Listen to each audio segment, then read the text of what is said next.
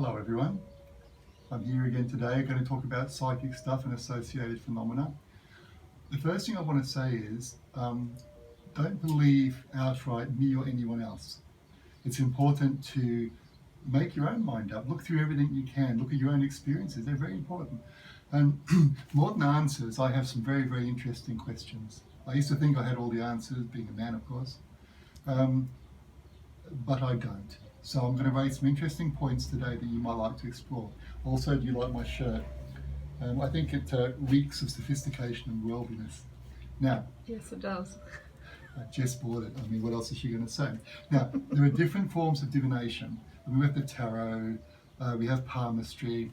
In Africa, we have the throwing of bones and things. And what it seems to be about is the triggering of patterns, meaningful patterns, so we can then read and understand, I suppose, with enough practice and training. The other thing I want to discuss is the spirit world. Now, I know a lot of you out there have very, very, very strong and fixed opinions, and I'm sure that a lot of what you believe, if not all, is based on your own experience of the spirit world. But if you look back through history and at different cultures, strangely enough, there are differences. In ancient times, ghosts were there purely to complain about the fact that their burial rituals hadn't been carried out properly. Some cultures, like indigenous cultures, of course, they'll drive the dead away with smoking or various things. You go to Asia today, they have hungry ghosts. So what I'm trying to get to is that this doesn't seem to be fixed.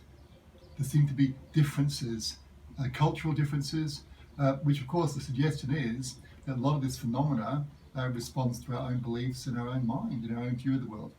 I'm not particularly bright in some ways, but I'd encourage you to read about quantum physics. This idea that there's something ghostly about reality, about the world around us. Please keep studying and looking all your life. It's a big mistake to assume that you have all the answers, to become dogmatic. If you're dogmatic, it's like visiting South America and being told these three cities matter, the rest don't. And because you're only going to go to those 3 cities, you're going to miss out on all the rest.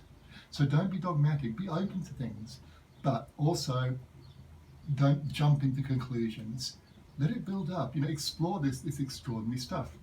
Now, the other thing of interest to me is that, okay, with my job, a great deal of time is spent reaching into the future, trying to see or feel the energy of what's coming.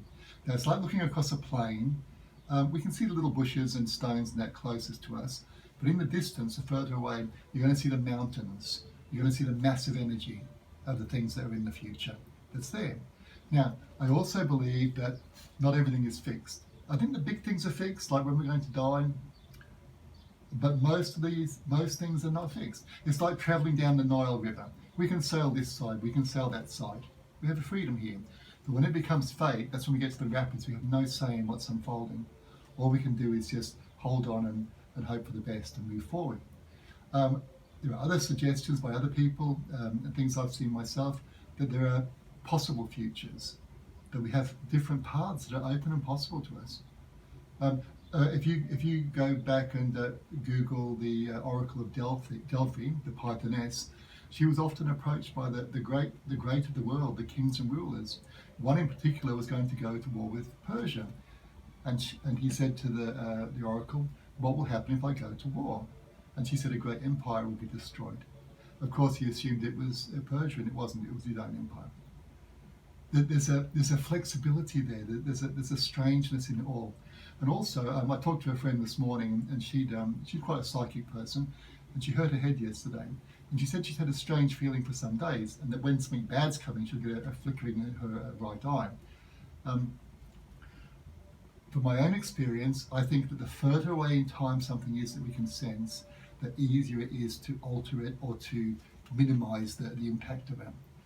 For example, if I sense that a car crash a year from now, there's every chance I could avoid it.